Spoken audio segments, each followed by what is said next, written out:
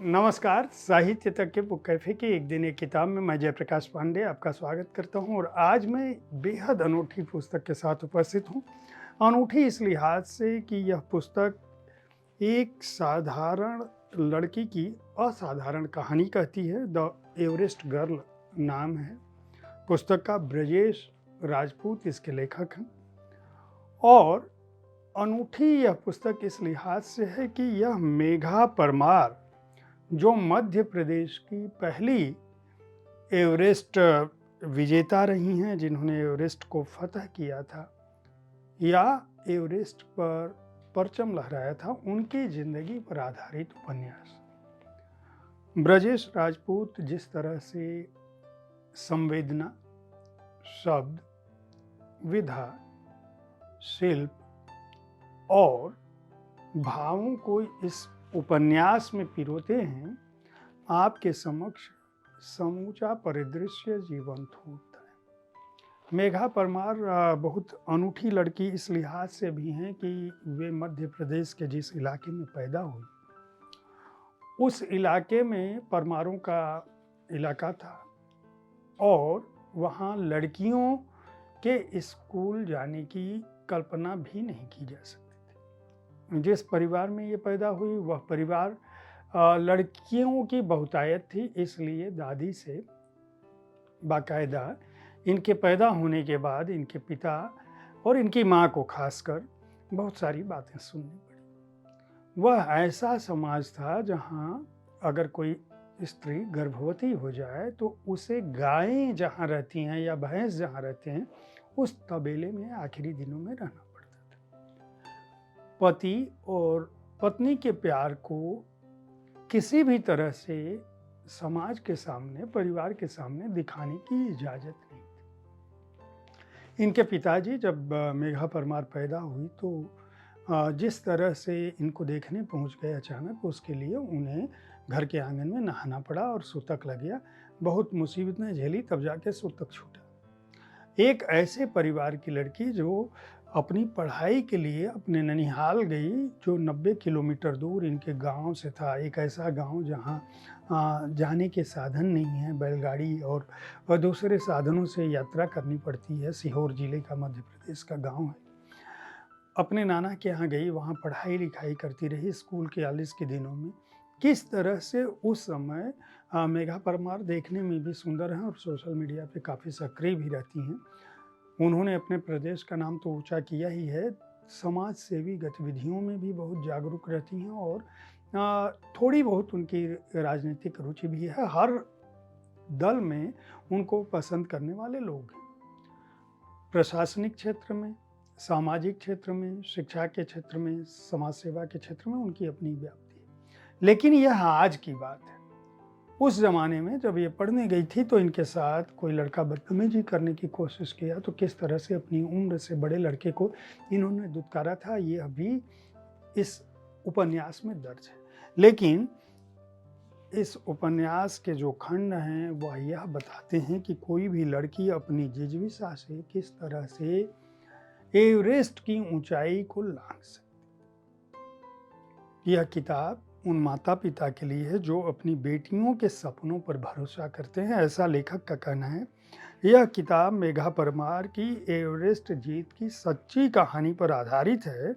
हालांकि कुछ जगह और लोगों के नाम बदले गए हैं। आप समझ सकते हैं कि लोगों के नाम बदलने पड़ते हैं। क्यों? क्योंकि जीवंत किरदारों में अगर आप किसी के ऊपर कोई आक्षेप लगाते हैं या किसी की कोई ऐसी बात कहते हैं जो दूसरों को असहज करती हो, तो उसे बदलना पड़ता है। और शायद ब्रजेश राजपूत ने, जो टेलीविज़न की दुनिया का जाना माना नाम है, पत्रकार हैं और बहुत सारे चैनलों से जुड़े रहे हैं। 5 किताबें उनकी पहले भी आ चुकी हैं टीवी रिपोर्टिंग और चुनाव पर। यह उनका पहला उपन्यास है और जो सत्य घटना पर आधारित है। सागर विश्वविद्यालय से उन्होंने पत्रकारिता और इतिहास में स्नातकोत्तर किया और राष्ट्रीय पत्रकारिता संचार विश्वविद्यालय से उन्होंने पीएचडी की उपाधि ली। टीवी रिपोर्टिंग में जो आंखों देखा हाल था और जो उनके पास शब्दों की भंडार रहा, वह समूचा इस पुस्तक में, इस उपन्यास में झलकता है। कितने शानदार ढंग से वो इस उपन्यास की शुरुआत करते हैं। इसको आप ऐसे समझ सकते हैं कि देखा एक ख्वाब, तो खंड 1 है और इसकी शुरुआत वो करते हैं जब एवरेस्ट के बेस कैंप से भी ऊपर, यानी जहाँ से एवरेस्ट की दूरी केवल 700 मीटर थी, एवरेस्ट दिख रहा था, वहाँ से उसका समूचा शिखर दिख रहा था। मौसम खराब हो रहा था और शेरपा कहता है, जो मेघा परमार के साथ गया होता है, कि वापस चलो। और मेघा परमार चिल्लाती है, नहीं जाऊंगी, मैं वापस नहीं जाऊंगी, मर जाऊंगी पर वापस नहीं जाऊंगी। यहाँ से वो दिखा रहा है, शुरू किया है उन्होंने अपने उपन्यास को, और फिर इतना पोएटिक शैली में मैं कहूँगा है कि ब्रजेश राजपूत ने जिस ढंग से लिखा है, काव्यात्मक प्रवाह है। मेघा परमार की जिंदगी के बहाने हर उस लड़की को, जैसा कि इस उपन्यास में मेरी बात में लिखा है, यह कृति हर उस लड़की को पढ़नी चाहिए, हर उस परिवार में बड़े और बुजुर्गों को पढ़नी चाहिए, और हर उस लड़के को पढ़नी चाहिए जो विषम परिस्थितियों में गांव देहात में पैदा होने के बाद सिर्फ इसलिए अपने सपनों को हासिल नहीं कर पाते हैं क्योंकि उनके अंदर साहस नहीं होता, उनके अंदर क्षमता नहीं होती, या वो अपनी विपरीत परिस्थितियों से घबरा जाते हैं।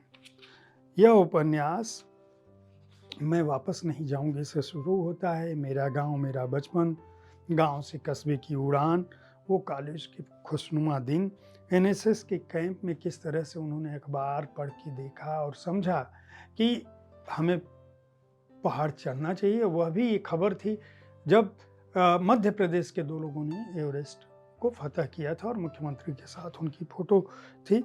पर्वतारोहण का जुनून किस तरह से आया, पहली चढ़ाई बेस कैंप तक कैसे की, स्पॉन्सरशिप के लिए क्या कुछ किया, और जो दूसरा खंड है, ख्वाब जो पूरा हुआ, शिखर के पास से वापसी, जिसकी मैंने चर्चा की है, निराशा का सागर, और फिर संकल्प किस तरह से लिया, जीवन में किस तरह से हादसा हुआ, दमखम बढ़ाने के लिए किस तरह से खेतों में गई और किस तरह से इनके अपने लोगों ने इनकी मदद की, फिर एवरेस्ट की ओर किस तरह से गई, और शिखर पर बढ़े कदम के बाद जो अंतिम चढ़ाई थी उसको उन्होंने पार किया।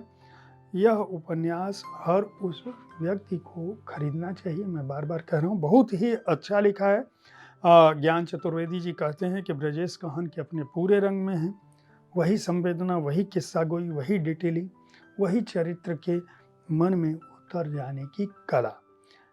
गीता श्री का कहना है कि यह मेघा के जीवन की उपलब्धियों की कथा सुनाती है, जिसको ब्रजेश राजपूत ने स्त्री मन में उतरकर न केवल दुख के साथ रचा है, बल्कि उसके अंदर जो सपने हैं, जो खुशियाँ हैं, जो आकांक्षा है, उनको भी दर्ज किया है।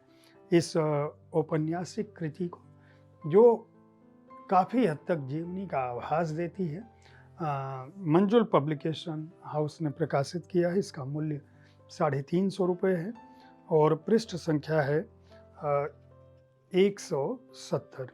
उम्मीद है साहित्य तक का यह एपिसोड आपको पसंद आया होगा। इस कार्यक्रम में आप किस तरह की पुस्तकों की चर्चा चाहते हैं, इसके बारे में अपनी राय से हमें ज़रूर अवगत कराएं। हमारी कोशिश होती है कि विविध विधाओं की पुस्तकों के साथ आपके पास हर दिन पहुंचूं, ताकि आप अपनी पसंद की पुस्तक का चुनाव कर सकें। कल ठीक इसी समय ऐसे ही किसी एक कृति के साथ मैं फिर मिलूंगा। देखते रहिए साहित्य तक। धन्यवाद।